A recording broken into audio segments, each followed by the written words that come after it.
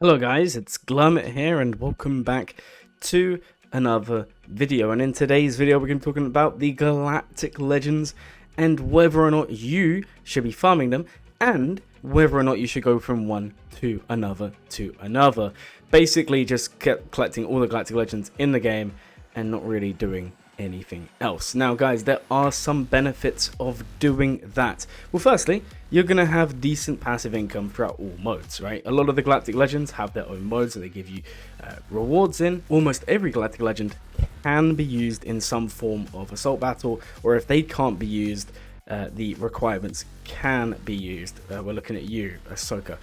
So yeah, guys, that's one benefit of farming Galactic Legends.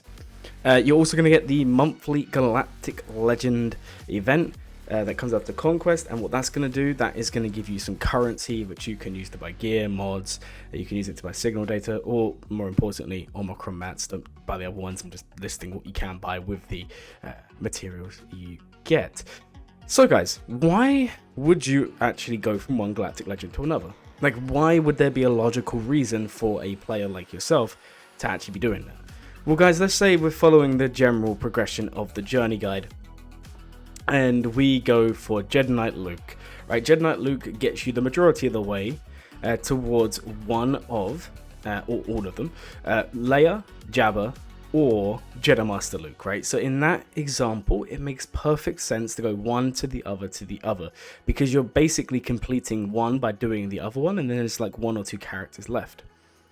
But what I wouldn't recommend, guys, is just to go from one to the next one and just continuously do this, because what you're going to end up doing is you're going to build a very, very top-heavy roster, and in the wider game, this is not beneficial to you as a player, right? And we're going to use the example of territory battles, guys. Now, obviously, I understand that many of you don't particularly...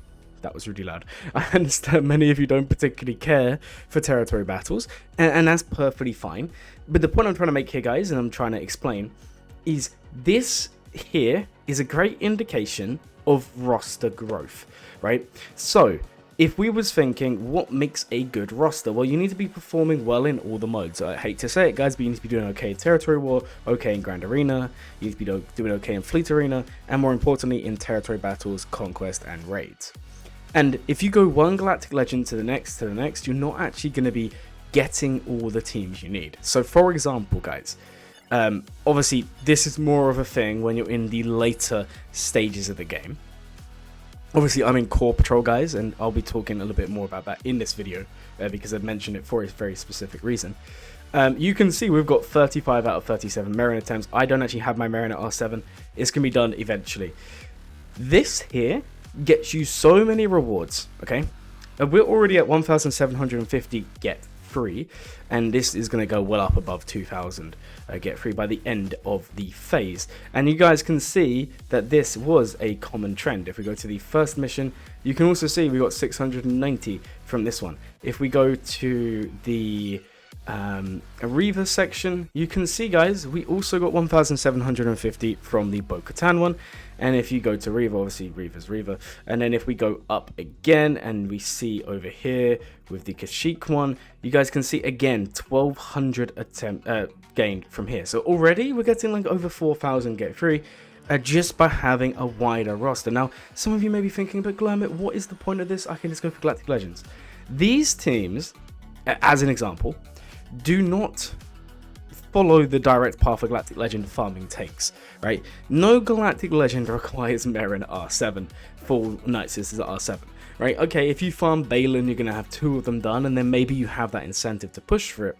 But the point I'm making, guys, if you go one Galactic Legend to another, and you never build out wider roster depth, you're not going to have these teams.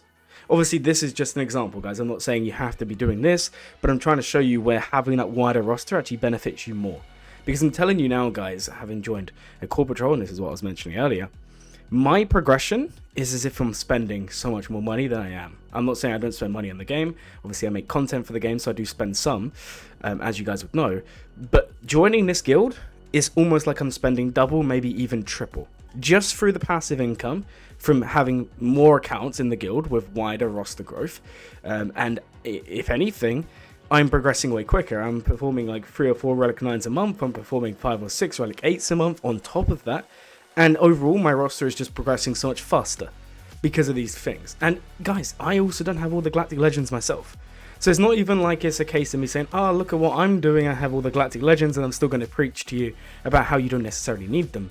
Guys, I'm still missing one, and obviously I don't have Hondo, I won't have him on release, unfortunately. I'll have him shortly after, but Ahsoka, we're not going to talk about today. I don't want to talk about Ahsoka. But yeah, guys, so that's an example of when farming Galactic Legends may actually be detrimental, and it's actually better to farm wider roster characters.